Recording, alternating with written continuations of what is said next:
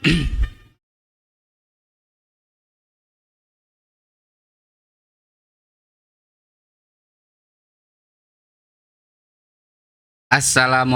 warahmatullahi wabarakatuh. Ketemu lagi di Jus Info malam-malam. Gimana kabarnya teman-teman?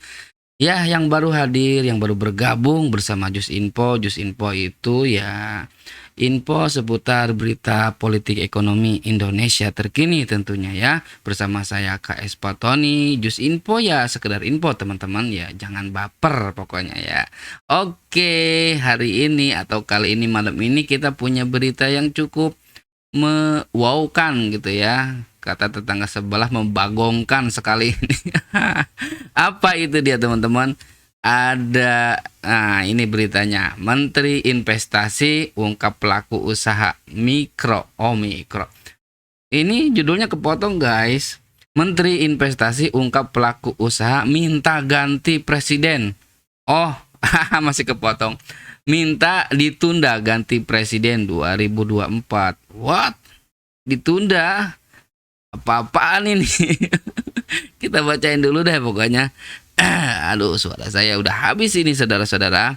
Tapi kita bacain dulu lah. Apapun itu beritanya ya. Kita lihat. Ini dia ada Menteri Bahlil ya. Bahlil. Oke. Apa kata Menteri Bahlil ini? Menteri Investasi Kepala Badan Koordinasi Penanaman Modal BKPM Bahlil Lahadalia mengungkapkan bahwa rata-rata pelaku usaha berharap penyelenggaraan Pilpres 2024 ditunda. Pertimbangannya tak lepas dari pemulihan ekonomi nasional akibat pandemi COVID-19. Kalau kita mengecek ke dunia usaha, ya rata-rata mereka memang berpikir adalah bagaimana proses demokrasi ini dalam konteks peralihan kepemimpinan. Kalau memang ada ruang untuk dipertimbangkan, dilakukan proses untuk dimundurkan, itu jauh lebih baik, kata Bahlil dalam acara rilis survei indikator politik Indonesia Minggu tanggal 9 bulan 1. Pengusaha, pertanyaan saya ini pengusaha yang mana ya? Pertanyaannya ini pengusaha yang mana?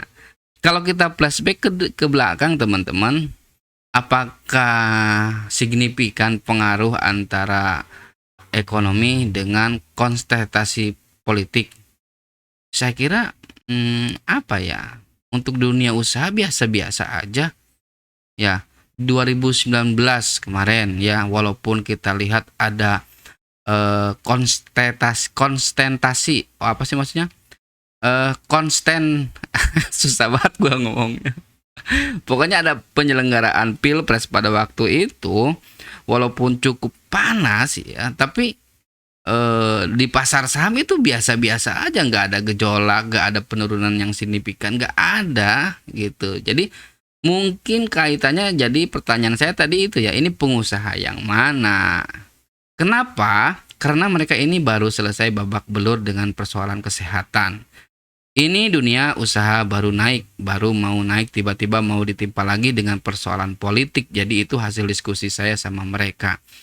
Nah, saya pikir kalau ada pengusaha-pengusaha yang takut dengan kondisi politik, berarti pengusaha-pengusaha itu jangan-jangan main politik juga gitu ya. Nah, ini jadi pertanyaan malah.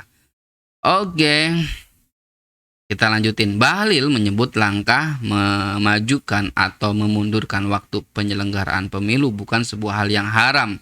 Dalam sejarah perjalanan Indonesia pernah terjadi di Orde Lama dan peralihan era Orde Baru ke reformasi. Tahun 97 kita pemilu harusnya kan 2002. Kita baru pemilu kalau 5 tahun sekali. Tapi kita majukan karena ada persoalan krisis waktu itu, reformasi.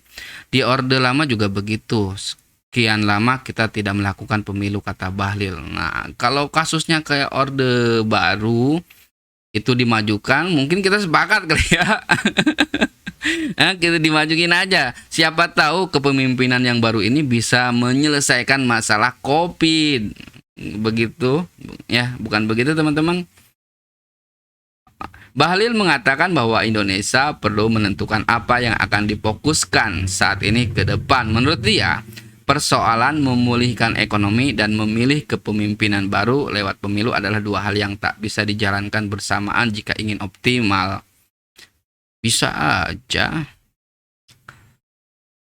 Kata siapa nggak bisa ya? Mungkin kata orang yang tidak apa ya? Ya ini sih apologi aja sih. Bisa aja. Gak ngaruh kok gitu. Kita beberapa kali menyelenggarakan pemilu, mungkin baru kali ini ya ada pengusaha udah berani ngomong begini ya, seolah-olah intervensi seperti itu. Ya biasanya kan mereka sembunyi-sembunyi gitu ya, mainnya di belakang gimana caranya. Tapi kalau udah ada semacam intervensi, coba bisik-bisikin seperti ini ya mulai kelihatan lah. Tinggal kita lihat adalah kebutuhan bangsa kita ini apa? Apakah persoalan menyelesaikan pandemi COVID? Apakah persoalan bagaimana memulihkan ekonomi? Atau memang persoalan adalah bagaimana kita memilih kepemimpinan baru lewat pemilu? Ya. Nah, berdasarkan hasil survei indikator politik Indonesia, mayoritas responden tidak mau jika masa jabatan Presiden Jokowi diperpanjang hingga 2027. Mereka menolak wacana tersebut meski ada alasan demi memulihkan perekonomian nasional akibat pandemi lah. Ini jelas-jelas survei pun yang dilakukan indikator masyarakat menolak. Bapak 33,4% setuju. 30,9% sangat tidak setuju, 2,9% kurang setuju, dan 5,2% sangat setuju. Ini indikatornya opsinya cuma ada 4, harusnya ada 5 ya. Yang tidak ada apa? Setuju, sangat tidak setuju, kurang setuju, sangat setuju. Ini yang setujunya aja nggak ada. Ini kan setuju, yang tidak setujunya nggak ada. Ini kan tidak setuju, sangat tidak setuju harusnya ya. Sangat tidak setuju 30. Kalau kita totalin berapa coba? 33 tambah 30, 63. Tambah 2 tambah 3 lah, 63, tambah 3, 66, tambah 5, 71, 72% lah. 72% berarti sisanya jadi 28% ya. 28% tidak setuju, 30,9% sangat tidak setuju. Itu artinya ada kurang lebih 58% memang tidak setuju ya Pak. Tidak setuju atau 60%-an tidak setuju pemilu diundur. Jadi apakah ini Pak Bahlil mohon maaf Pak Bahlil ini atau pemerintah mau mendengarkan suara minoritas para pengusaha yang saya kira mereka punya kepentingan gitu terhadap politik kita, atau Bapak ingin mendengarkan suara masyarakat? Ini pilihan, jangan sampai ini masyarakat ngamuk-ngamuk lah ya gitu.